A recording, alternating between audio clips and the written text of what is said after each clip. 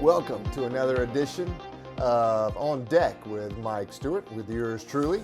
In this episode, we are going to be diving into the world of offshore OSVs, workboats, subsea vessels, the backbone of the offshore oilfield industry in the Gulf of Mexico, and everywhere in the world for that matter. But particularly in this episode, we're going to be concentrating with how I got started working offshore in the Gulf of Mexico oilfields on a workboat, coming from the private yachting industry. Culture shock. When I first got my captain's license and started working offshore, started working in the private yachting industry, I was heavily recruited to work in the Gulf of Mexico oilfields with a lot of workboat companies. And I pushed them all away. I denounced ever getting on one of those old rust buckets. It just had such a bad reputation. That industry had such a bad reputation. So I didn't want anything to do with it. I wanted to be in the glamorous lifestyle of the rich and famous. Don't judge a cake by its beautiful icing. Cut it open and look inside and take a bite, and it might not be as wonderful as you think it is. So there's definitely a lesson to be had there. This episode's going to be primarily focused on how I got started, how I went from private yachting, going back as a landlubber, land-based. We moved, my wife and I moved she had a job in Chicago. So day one, looking for a job, 3 or 4 months, couldn't find anything, starting to get short on resources, on funds.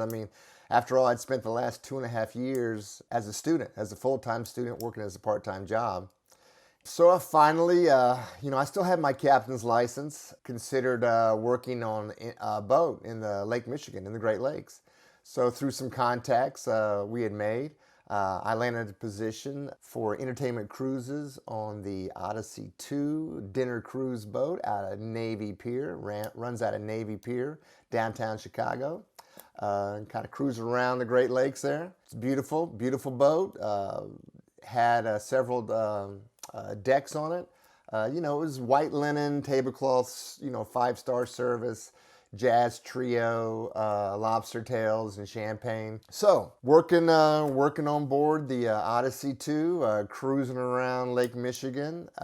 Beautiful. Spring, summertime, fireworks every week. It's just a beautiful, in case anybody's never been to Chicago, I highly recommend it. It gets a lot of bad rap on TV with all the shootings, but, any metropolitan city, it has its downside. LA, New York, Miami, Houston. You go in the wrong neighborhoods, you don't watch what you're doing or where you're going, you're going to wind up in trouble. So, but anyway, besides all that, Chicago to live, work, and play, thumbs up, 2 thumbs up. We loved it. I loved it. Highly recommend it. And then winter came. Different story completely. And I was like, well, if I'm going to continue working on vessels, on the water, I need to get my butt back down to where it's warm. But to work on the Great Lakes, on Lake Michigan in the wintertime, no, that takes a special kind of person right there. So anyway, I packed up my red Ford F-150 with about 30 days worth of provisions in my offshore go bag, and was going to go get a job. We were running out of funds. I had to support my family, and decided I need to drive down to the bayou of Louisiana and look for a job. And the best way to get a job offshore in the Gulf of Mexico oilfields is to show up in person.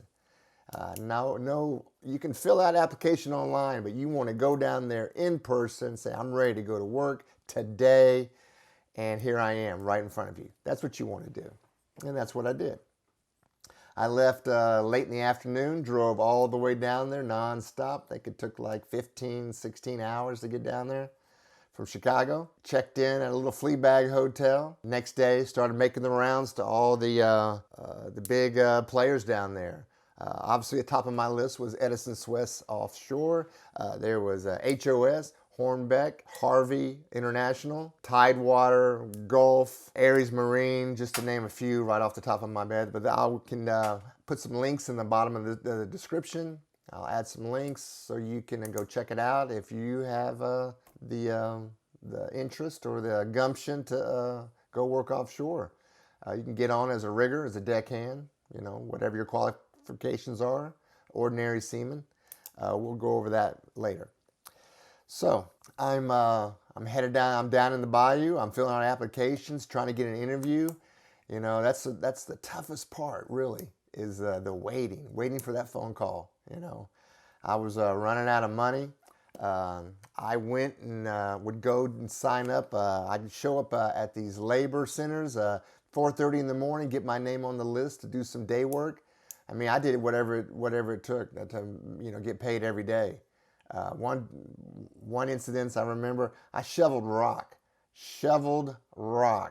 like gravel rock, to build a containment wall for 10 hours one day to make $80, just so I had food money and gas money to keep making the rounds and keep doing interviews. You do what it takes. So I did that for about 2 weeks solid, making all the rounds, trying to get interviews.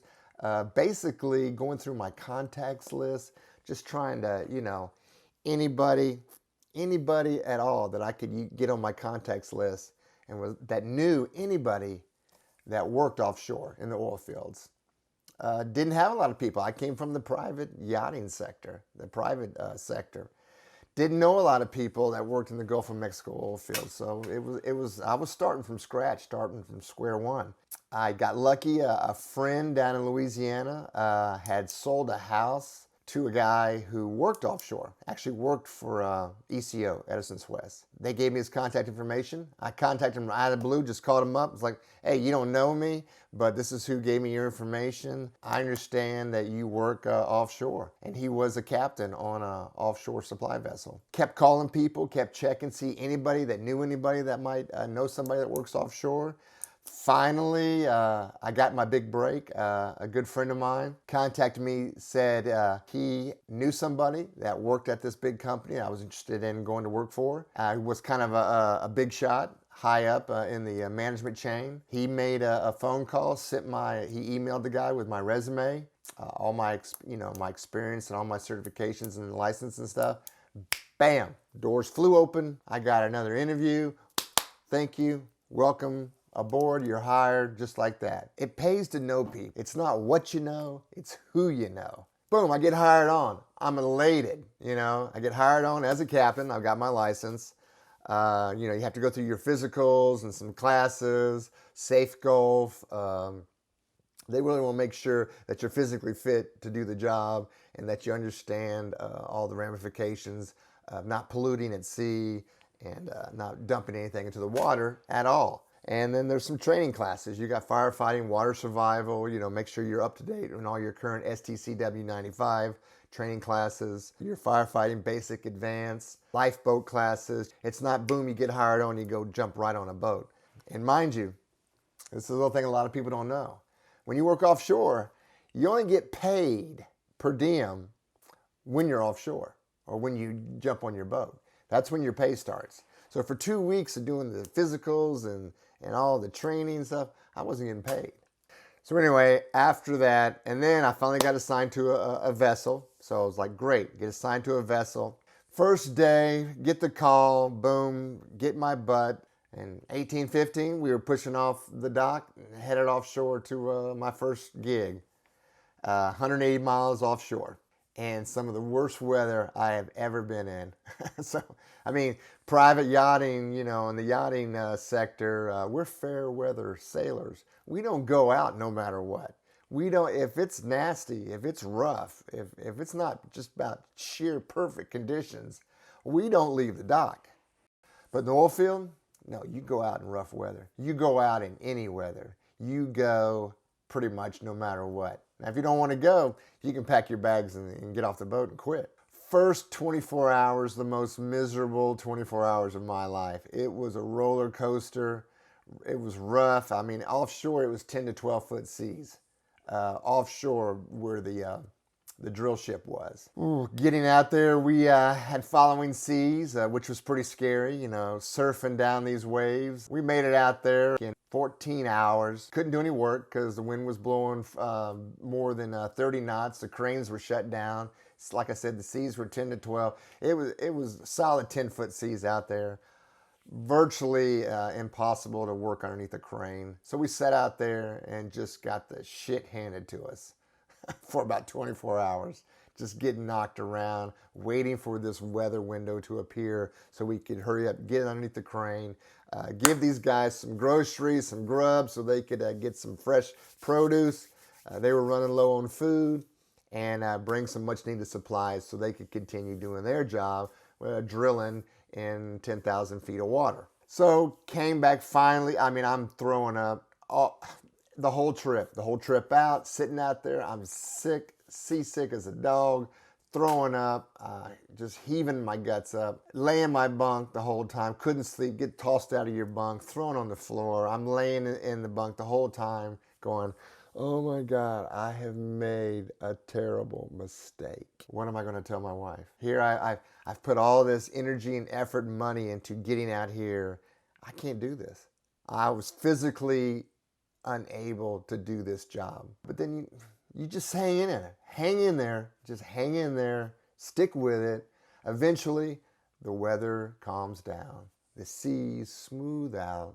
It's the first week, it's a lot. Learning a whole new system, this thing had, I'm coming from a private yacht, where I've just got two sets of controls, you know, or a left and a right propeller control, throttle control. Now I've got four, or Z drives, learning the Z drive system. A lot of OSVs have Z drives on board, and I love them.